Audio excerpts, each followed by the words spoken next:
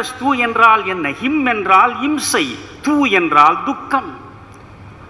இன்னொருவன் இம்சிக்கப்படுவதை, இன்னொருவன் துயரப்படுவதை பார்க்கிற பொழுதே தான் துக்கம் அடைந்து அந்த துயரத்தை தன்னளவில் ஏற்று அந்த துயரத்தை துடைப்பதற்கு முயலுகிற உள்ளம் எவனுக்கு இருக்கிறதோ அவன்தான் உண்மையான இந்து.